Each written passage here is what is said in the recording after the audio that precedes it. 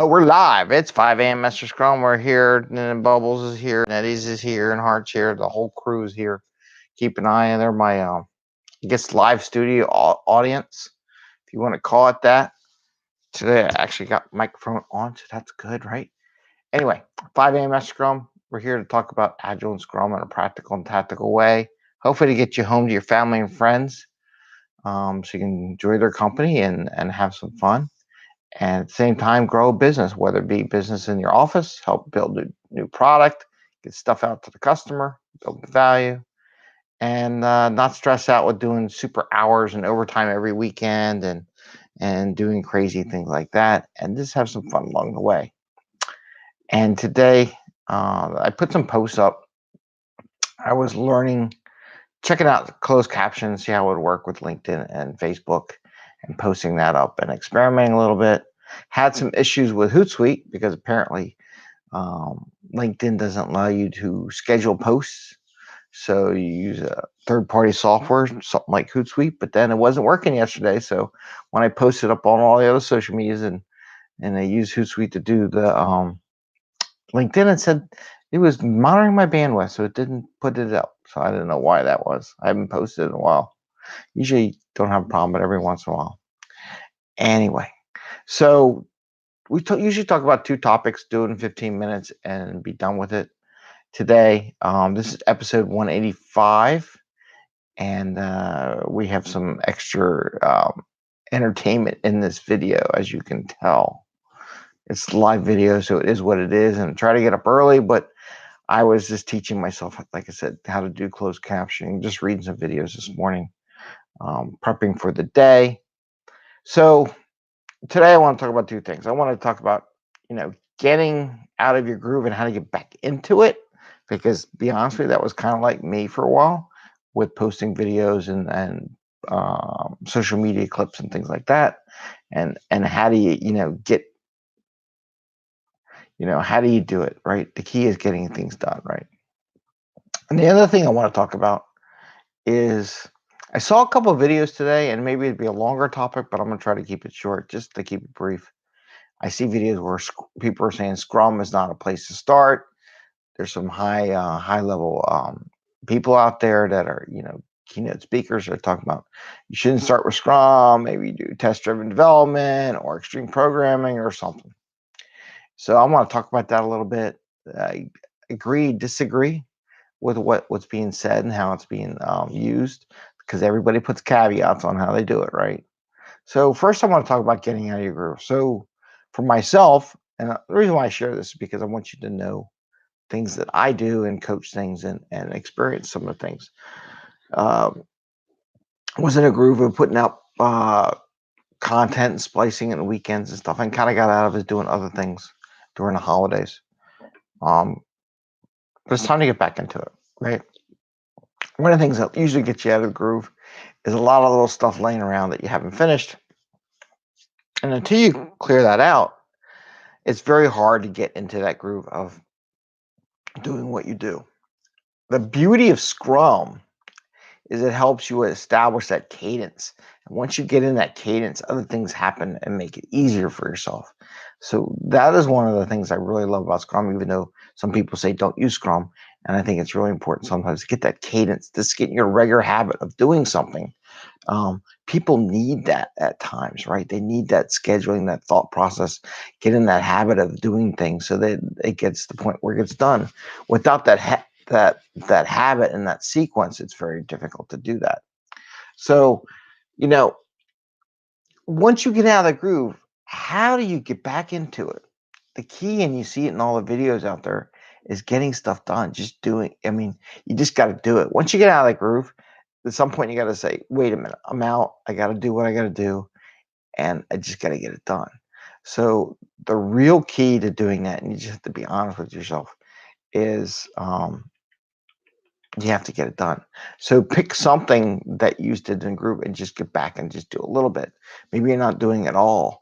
For example, editing a lot of videos. Sometimes it's just like editing one video and just getting back and doing that methodology of how you got there, because it's been a while. And And that also goes to, and I'm just going to add this one more thing, to like releasing software. So many organizations I've been to have these real long release sequence processes. They're not in a group for getting the habit of releasing software. So it's really important to do it on a regular basis so you can get into that groove. The more you get into it, the more easy it becomes, and it becomes natural what you need to do, right? So that's what I just want to add about getting out of that groove and getting back into the groove. Sometimes you just need to start little pieces, build back up the way you did, and you got to kind of relearn the process, right?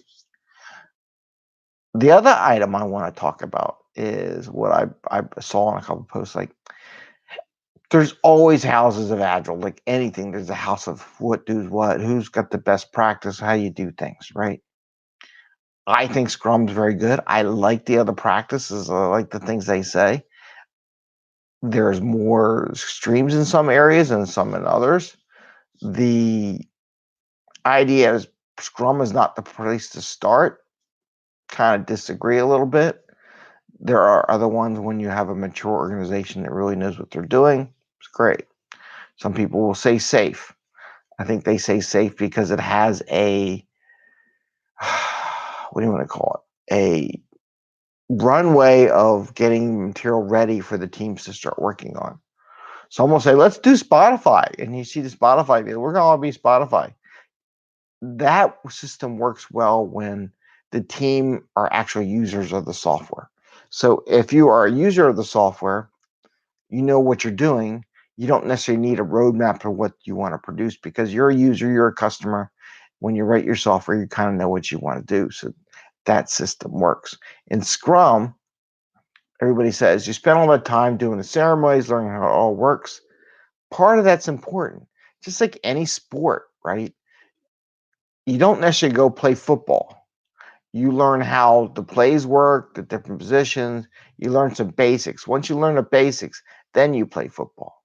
So a lot of times people complain, oh, why do we spend a whole day or two learning how to do Scrum and all the things activity? Because it's the basics. It gives you an idea how it works and what's. Now, where I have these conversations with people that talk about, hey, we haven't used Scrum, and I'll go into, well, you haven't done nothing, to be honest with you. I'll have other conversations with some managers. Back in waterfall days, we had these plans, and the business would draw, give us drawings and sketches and what they wanted to do and things like that, and that was all thought out. And I'm like, well, great. There is absolutely nothing in Scrum that actually tells you not to do that stuff, not to give some skeletons, some drawings, some wireframes, thoroughly, right? To what you want to vision having done. And in one video I was watching today, they were talking about putting stuff on the wall. I do it all the time. Every time, like a lot of times when I have new teams that never done this stuff, they're in a PI, they're planning. I just say, hey, let's lay out all the features on the wall on the whiteboard, and let's make errors and figure out which one goes first, second, third, and rearrange them on the board. Perfectly fine. In fact, I always do it that way because it gets everybody focused. It gives them an idea what they want to build and when they want to build it, just a high level, not necessarily detail. So all that stuff goes into building a good product, right? Scrum is just a methodology of how to build a product. It's not what the product that you're going to build, right? But it gives you some boundaries and some ideas and some cadence on how you might want to do something, how you might work together. All these other things that people bring up, would be test-driven development, behavior-driven development, um, sketchings, discussions. It's all part of Scrum. It's all assuming you're doing that you're doing proper engineering techniques. So I kind of disagree that Scrum's not a good place to start. I think it's a real simple, easy place to start. The hard part is getting people to work together. The hard part is building good code. The hard part is getting a good vision of what you want to build. And I guess they need a place to, how do we shape that vision prior to going to the team, right? We've been doing that for a long time. It's been around. It's nothing new. I would even say in a waterfall, everybody says it's finished and it's perfect and everything. And I would say even in waterfall, yeah, it took them forever to figure out what they wanted. And even when we started coding it, it wasn't necessarily what you wanted, right? So the way in the waterfall, we had all this stuff. They gave it to us. Yeah, how many times did you start coding it and put it the way, and then the business side? Yeah, that's not what I want. I just spent 6 months drawing up all these elaborate, pixel perfect drawings of what the thing should be, and it's not like that, right? So the beauty of Scrum and Agile is to build as we go. But it is important to draw a skeleton, you would say, a roadmap, a vision of what you want the product to kind of look. Give it some boundaries, some shape, some form, so that as you're coding, you just got a place to look where you want to go. So when the teams start using all those techniques, test-driven development, Scrum, extreme programming, whatever have you, safe, however it is, they have an idea where it's going to go. That's also important to actually making successful software. So I'm not saying Scrum's wrong. I'm not saying it's perfect. I'm saying it's a little bit of everything, but it gives the team some boundaries to set forth. And how do you want to do it? How do you want to run? How do you want to operate? Give yourself some cadence. It's really good to have that. And as we talked in the first part, getting out of your groove, right? Scrum helps establish a groove for you. It helps. It's a good help tool. Anyway, that it is Thursday, right? Almost Friday. I'm gonna let you go. I'm gonna do it early. I'm putting up some closed caption stuff, trying to figure out how to do it, what it is, experimenting now early before I go building all those software packages, posting up on the social media, and and then all of a sudden, hey, you got 300 pieces of content, and we really would want captions in there. And I'm like, oh, that would suck. So I'm trying to do that. With that, hey, ring the little bell so when we do post the little clips up there, you get a message from YouTube or any of these products that something got posted. Also, don't forget to follow us on LinkedIn, the 5am Mester Scrum. So my connections, please go over to 5am Mester Scrum and follow the company uh, activity also. And with that, have a great day. Happy scrumming. Enjoy. Have some fun. Enjoy some family and friends. And you all take care. All right. Bye.